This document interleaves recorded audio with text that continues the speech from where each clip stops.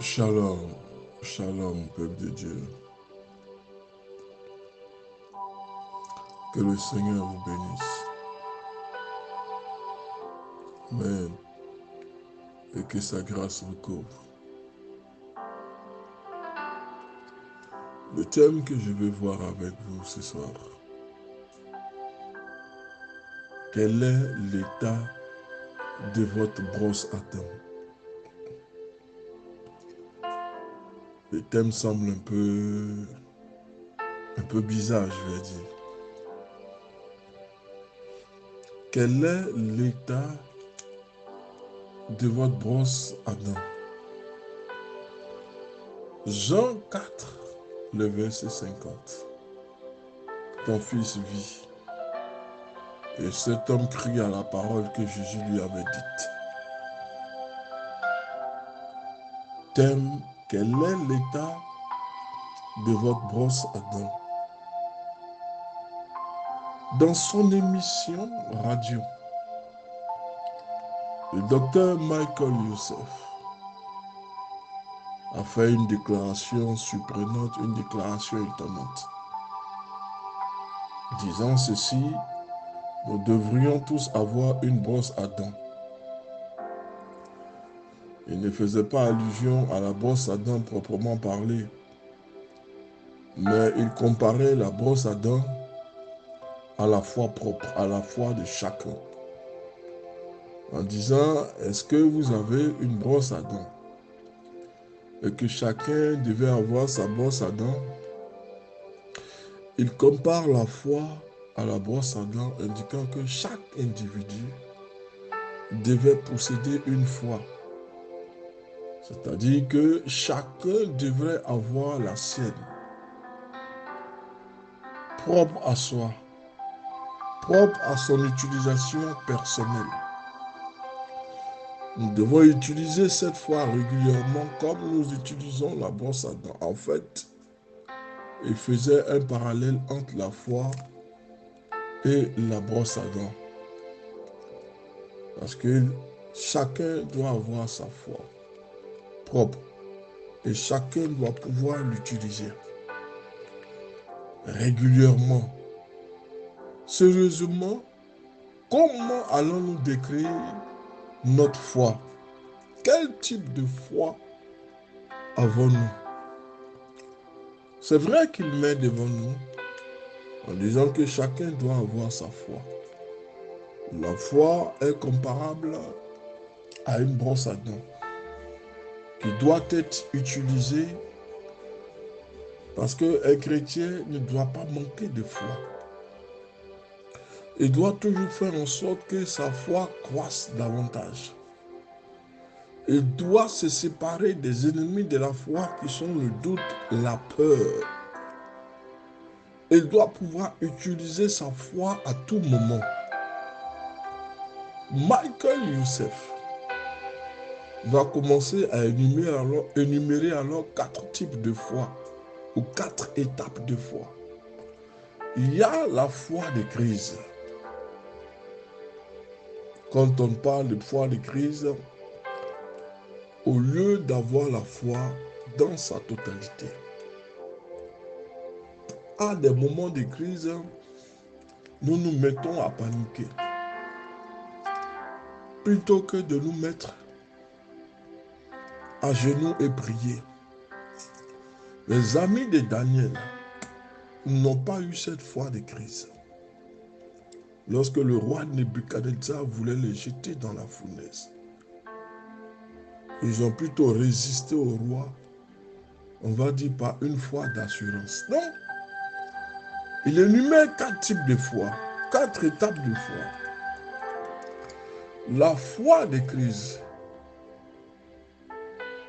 qui est tout à fait acceptable, mais elle ne doit pas rester là. 2, la foi confiante. 3, la foi confirmée. Et 4, la foi contagieuse. En citant la foi de crise, et c'est ce que je disais, dans la précipitation, nous n'utilisons pas cette foi-là. Nous sommes dans la panique. Mais nous devons aussi faire preuve de maturité devant les situations de crise. Donc cette foi-là, c'est vrai qu'à un moment donné, tu es dans la panique, mais il est mieux de se ressaisir. Parce que nous avons encore 3 fois derrière la foi confiante, la foi confirmée, la foi contagieuse. Et nous voyons tous ces types de foi. C'est l'officier romain du roi qui a sollicité l'aide de Jésus dans le livre de Jean 4, le verset 50. Il vient, dans un premier temps, poussé par la crise émotionnelle, chercher l'aide de la seule personne potentiellement capable de l'aider. C'est vrai, le Christ est là. Le Christ, j'allais dire, est à portée des mains. À ce moment précis, après avoir vu le Seigneur à l'œuvre, la foi de Christ ne devrait pas exister normalement. Mais l'officier romain s'est rendu compte d'une chose. Il y a une seule personne qui soit capable de sauver son fils parce que son fils est malade, son fils est mourant. Dans la panique, il est allé chercher le Seigneur. L'officier du roi faisait partie de ceux qui attaquaient le Christ, qui l'empêchaient de faire le ministère. Mais devant la gravité de la situation, il s'est prosterné, il a reconnu qu'il y a une seule personne capable, potentiellement capable de guérir son fils. C'est Jésus de Nazareth. Donc, poussé par cette crise émotionnelle, il va venir chercher la seule personne potentiellement capable de l'aider. Ayant appris que Jésus était venu de Judée en Galilée, il alla vers lui et le pria de descendre et de guérir son fils qui était près de mourir. Jean 4, le verset 47. Nous devons prendre exemple sur l'officier du roi. Au début de sa démarche, il y avait de quoi les décourager. Donc c'est cette foi-là qui peut prendre un coup. Mais pas dans le mauvais sens, mais dans la panique. Il s'est dit qu'il y a une personne.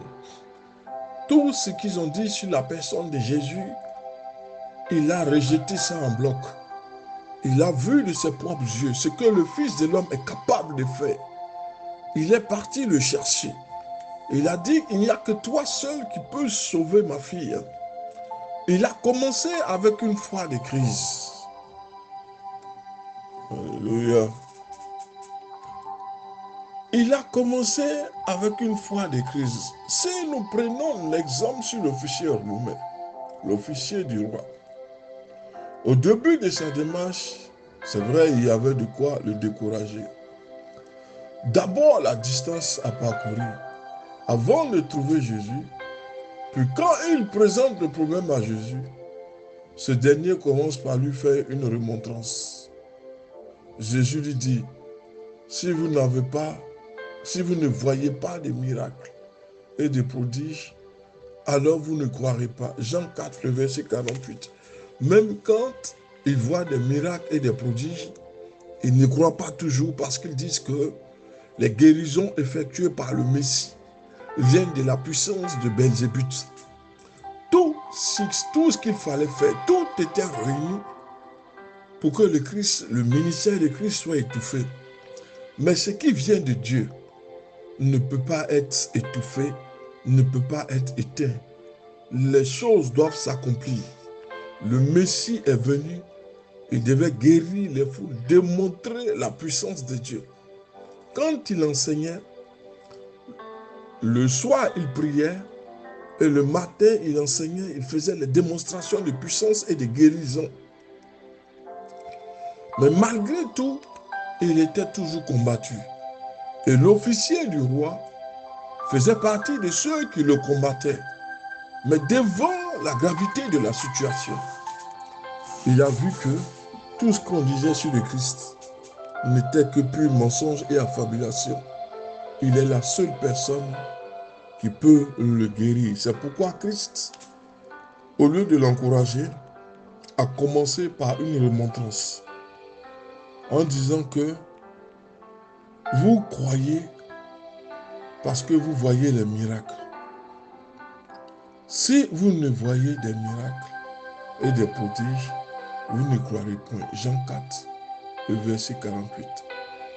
Mais le centenier, l'officier, va continuer à persister dans sa demande et il va recevoir une promesse de Jésus.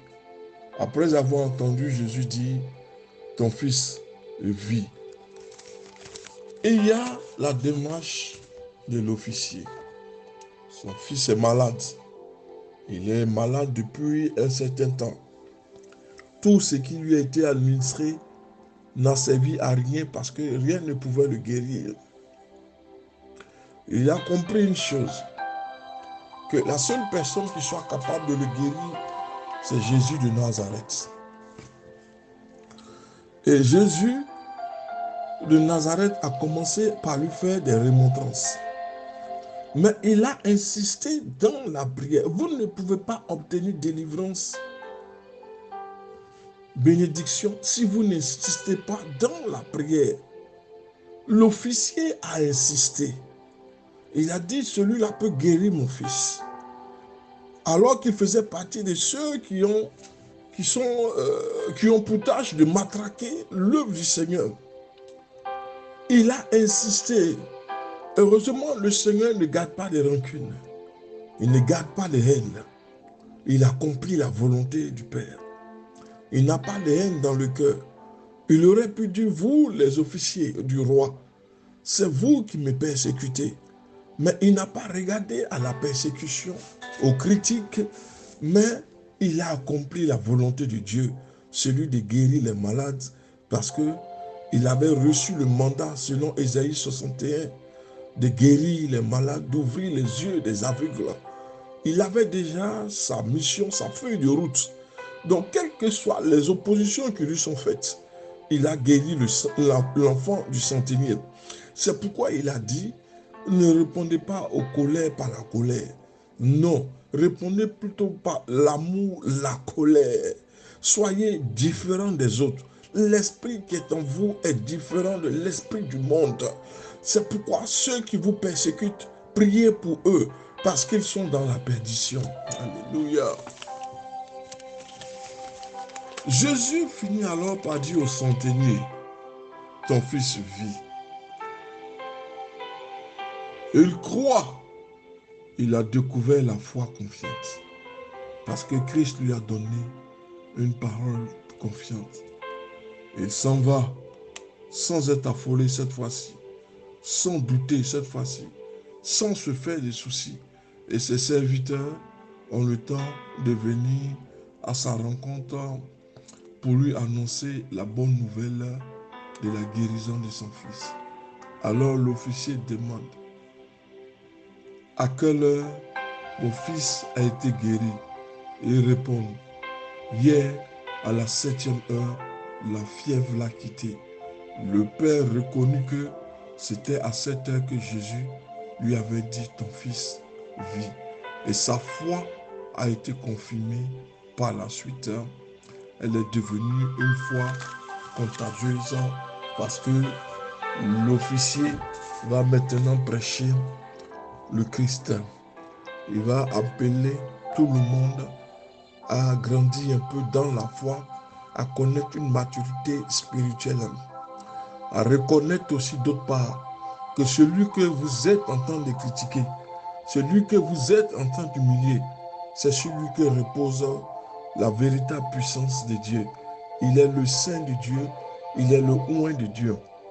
Le bonheur, la grâce, c'est vrai, sont souvent nourris de haine, de combats spirituels. Mais dès lors que la main de Dieu est sur vous, ils vous combattront, mais ne vous vaincront jamais. Vous devez progresser et vous devez avancer. L'officier faisait partie de ceux qui méprisaient le Christ. Mais devant une situation, lorsque tu auras fait appel à tout le monde, aux sorciers, aux magiciens, aux devins, aux enchanteurs, et que ton fils n'a aucune guérison, alors tu te rendras compte d'une chose, Celui que j'ai critiqué, j'ai méprisé, j'ai rejeté, c'est celui-là qui peut guérir mon fils.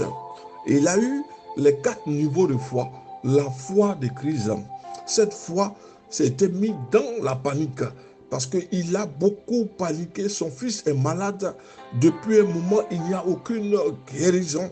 Et il a commencé à reprendre confiance quand le Seigneur lui a dit que vas-y, ton fils vit, ton fils est guéri, ton fils ne mourra pas. Il a commencé à reprendre confiance. C'est vrai que dans des situations troubles, nous avons besoin d'une parole de confiance, de réconfort venant de la part du Seigneur. Nous disons, tiens bon, je suis avec toi. Après, il a eu cette foi confirmée, cette foi contagieuse, où il a eu l'assurance que c'était à la même heure que son fils est guéri. À l'heure où le Christ dit, va, ton fils vit, c'est à cette heure que la fièvre l'a quitté. Je prie ce soir que toute maladie te lâche au nom de Jésus. Je prie ce soir que tout ce qui domine ta vie te lâche maintenant au nom de Jésus. Nous sommes en train d'avancer. Nous sommes bientôt au 4e mois et ta situation doit connaître un revirement. Tu dois insister dans la prière avec persévérance comme l'a fait l'officier du roi. Que Dieu te bénisse.